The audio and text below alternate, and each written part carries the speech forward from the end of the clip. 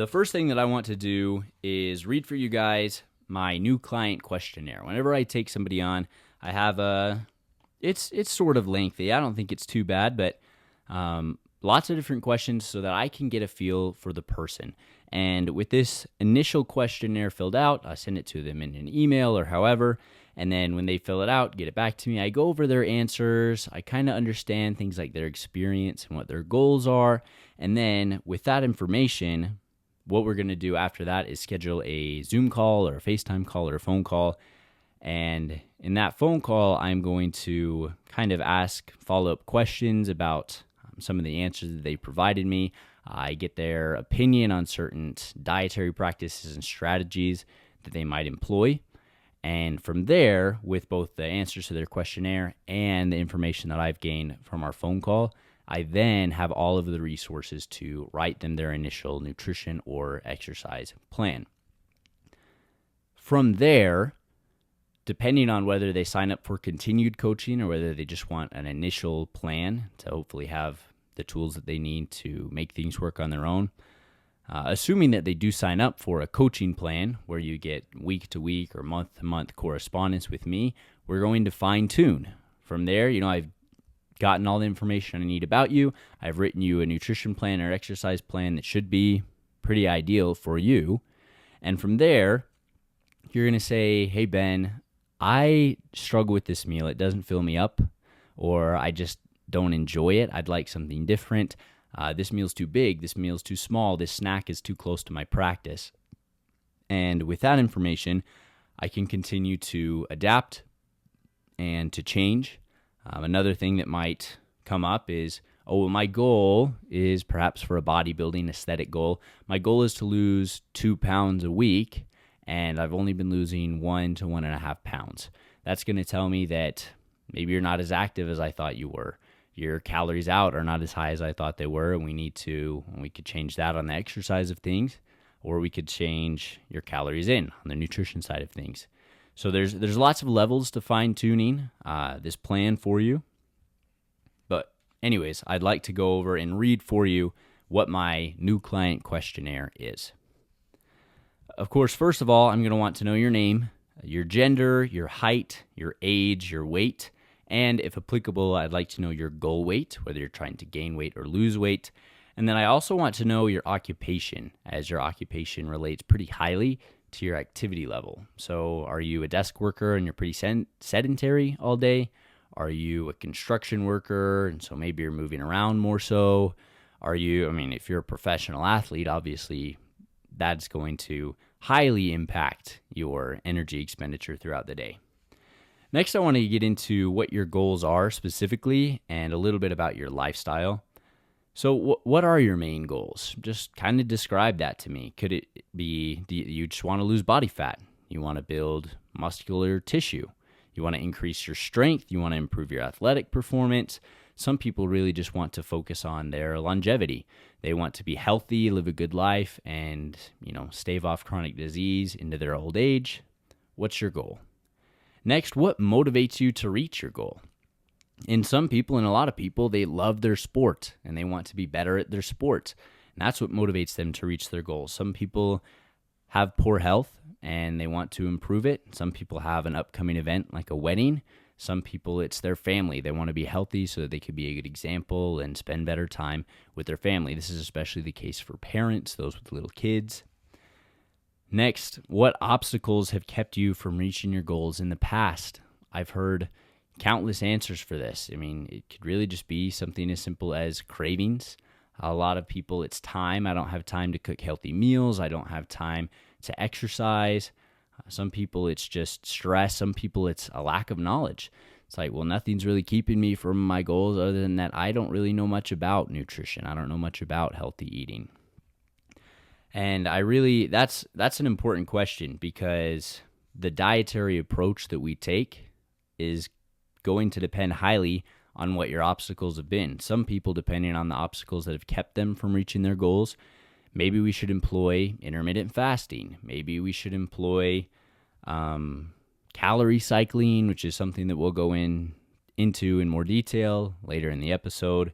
The obstacles are going to greatly impact the tools that I think we should experiment with you. Next, I want to know about your exercise. Now, of course, we're not talking about exercise in this episode. We're talking about nutrition, but a person's exercise level is going to greatly impact their nutrition. Of course, their calories, but also if somebody's an athlete and they're practicing and going on runs and they're going on lifts, things like that, we need to fuel them for that. And depending on their goal, again, maybe they want to gain muscle, maybe they want to lose weight, whatever. But your exercise habits and routines definitely impact your nutritional needs. So even if I was only going to do nutrition coaching for somebody and not exercise coaching, I would still ask them these questions. First of all, what kind of a workout experience do you have? Are you an athlete currently? Did you used to be an athlete back in high school? Do you just exercise regularly? You lift weights frequently and you're just trying to get strong. That's kind of the boat I'm in. I don't play a competitive sport or anything. Next, describe to me or send me your current workout routine, if you have one at all. Some people don't. Some people, their answer to that is whatever my coach tells me to do. Some people, it's something they've tried to piece together. And some people, it's something that they found, online for free, just a sample exercise routine. And I'm not saying that any of those are good or bad, but I kind of want to know where you're at. First of all, to see maybe if there are any weaknesses in your program that we could improve upon, but also what style of exercise do you prefer to do? Again, that relates more so to the exercise side of things, but that's things that I need to know as your coach. Next, what type of equipment do you have access to?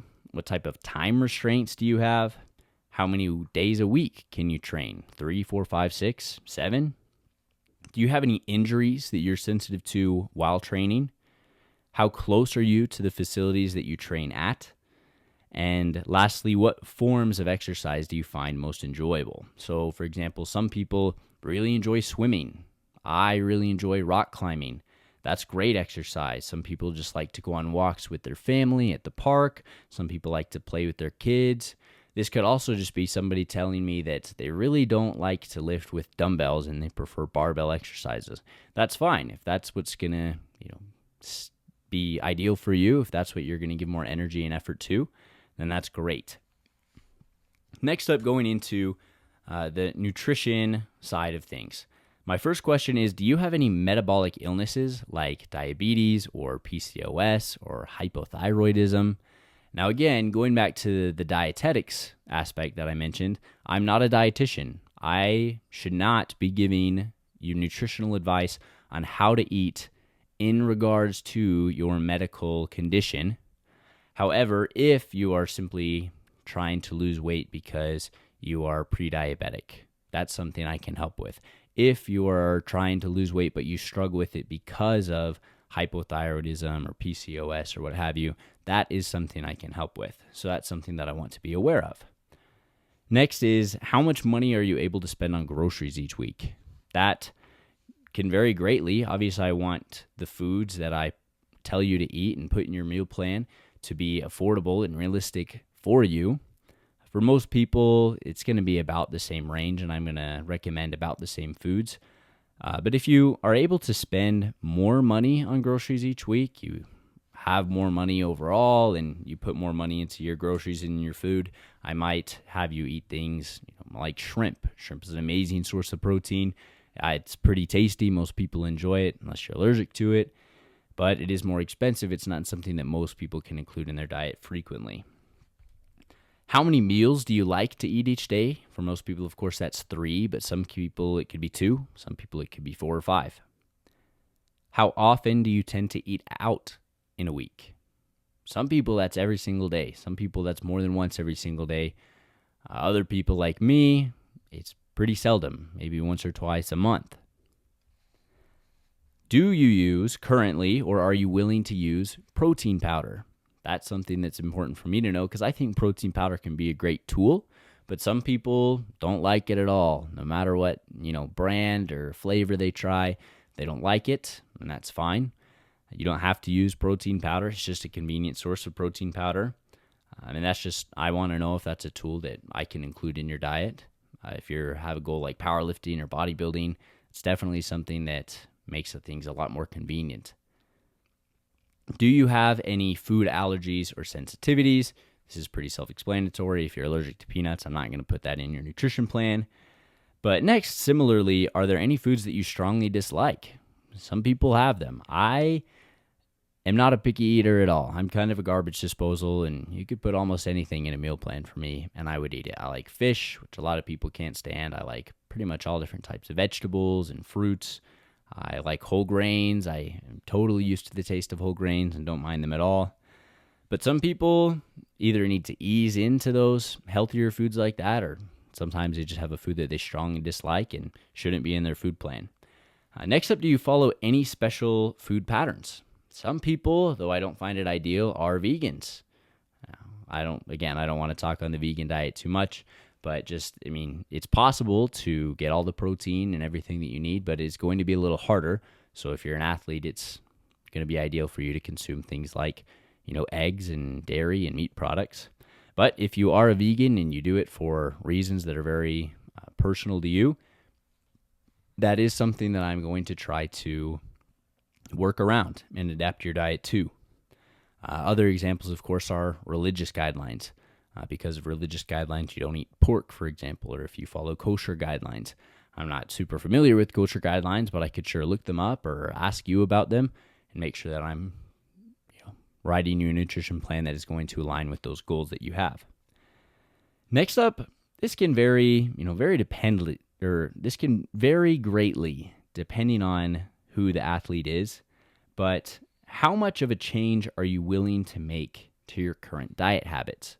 Now, for most athletes, I hope not to make a big change, and that's a pattern that I will always follow. When I take on a new client, when I take on a new athlete, I want to know what they currently eat. That's a question that I write further down towards the bottom. But I try and make their diet plan that I write for them very similar, follow similar patterns. In a lot of cases, we can just do simple ingredient swaps. But if you're used to eating a certain way, I don't want to drastically change it unless I have to, because that's going to help you stick to it more consistently. Some people, of course, have pretty bad diet habits, and I do need to do a complete overhaul. Some people are pretty apathetic towards that question. They don't really care. They eat how they eat, and if it was about the same in their diet plan, that's great, but they're willing to completely change it if that's what I think is best for them, and that's something that I think is great. Next up is, what are some foods that you love and would like to keep in your diet? Some people don't really have a strong answer to this. Sometimes their answer is, I'm willing to do what it takes, and that's awesome. Some people really love pizza. They want to keep pizza in their diet. Many people, it's something like chocolate. They love to have a little bit of chocolate in their diet here and there. And again, those are all things that we can work around and we can do. What are some of your favorite protein sources? Is it meat, poultry, fish? Do you like plant-based proteins? Do you consume a lot of dairy? What are your favorite vegetables? Not including potatoes, corn, or onions. That is a stipulation I have to throw in there because, well, potatoes and corn are more so grains and sources of carbohydrates, and onions just really are not very nutrient dense in terms of the vitamins and minerals that we hope to see from vegetables. So excluding potatoes, corn, and onions, what are 3 to 5 is how many I ask for of your favorite vegetables, and then the same thing for fruits. Name 3 to 5 of your favorite fruits. Do you drink alcohol? If you do, how many drinks per week?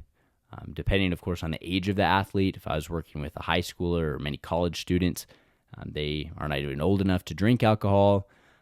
And some people are very casual drinkers. And so if I were to, I do recommend to everybody under the sound of my voice not to drink alcohol.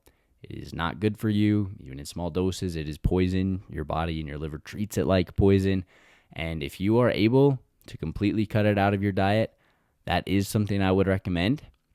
But some people feel very strongly about alcohol. It's a social thing for them. They want to include it in moderation if they can. And again, just the same as chocolate or pizza, that is something that I do want to try to accommodate for. And then lastly, I'd like for you to track your current diet for 2 days. Do not change anything. Do not try to impress me. Track your diet as it currently is so that I can get a feel for what habits and structure you go by. You do not need to calculate calories or anything, just make a list of foods. But do try to be specific. For example, don't say, I had a ham sandwich. Say, I had a ham sandwich with 2 slices of white bread, 1 slice of cheese, 4 pieces of lunch meat, and mayo on both sides. If you got a coffee or a drink, what size? If you dipped apples into peanut butter, how much? So at this point, I have hopefully a pretty good idea for what you like to eat, for the habits that you have. Again, after I get all this information, we're going to schedule a 30-minute Zoom call, and I can ask some follow-up questions about that, and we can get a feel for the changes that you're willing to make and the preferences that you have for how your nutrition plan looks.